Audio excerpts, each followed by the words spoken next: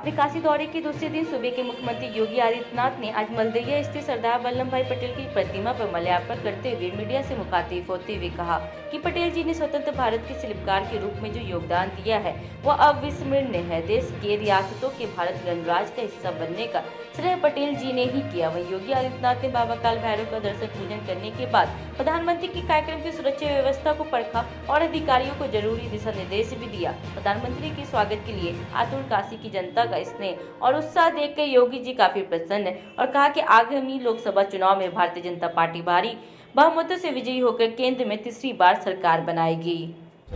भारत माता के महान सपूत लौह पुरुष सरदार वल्लभ भाई पटेल जी की आज 74वीं पावन पुण्यतिथि है।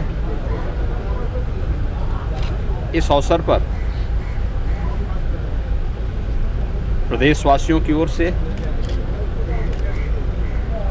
देश की स्वाधीनता आंदोलन में स्वतंत्र भारत को एक भारत के रूप में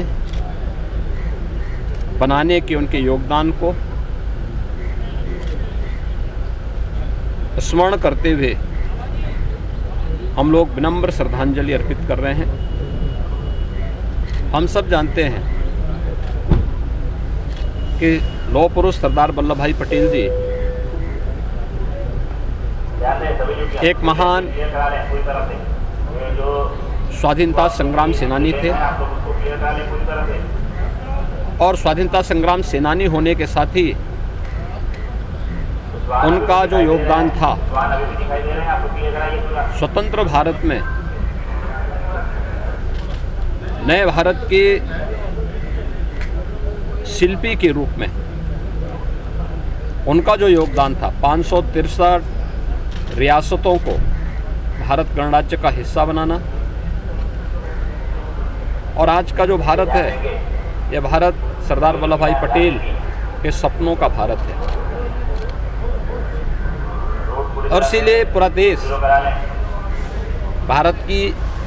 अखंडता के शिल्पी लौह पुरुष सरदार वल्लभ भाई पटेल का स्मरण करके उनके प्रति श्रद्धान्वित होता है। लौह पुरुष सरदार वल्लभ भाई पटेल के इन्हीं मूल्यों और आदर्शों को ध्यान में रख करके काशी के सांसद और देश के यशस्वी प्रधानमंत्री आदरणीय श्री नरेंद्र मोदी जी ने केवड़िया गुजरात में सरदार सरोवर के तट पर नर्मदा नदी में दुनिया की सबसे बड़ी प्रतिमा लौह पुरुष की स्थापित की है। वो आज एक तीर्थ बन गया है जो लौह पुरुष के मूल्यों और आदर्शों से हम सबको एक नई प्रेरणा प्रदान कर रहा है। उनकी इस पावन पुण्यतिथि के अवसर पर देश के प्रति उनके योगदान का स्मरण करते हुए हम लोग विनम्र श्रद्धांजलि अर्पित करते हैं।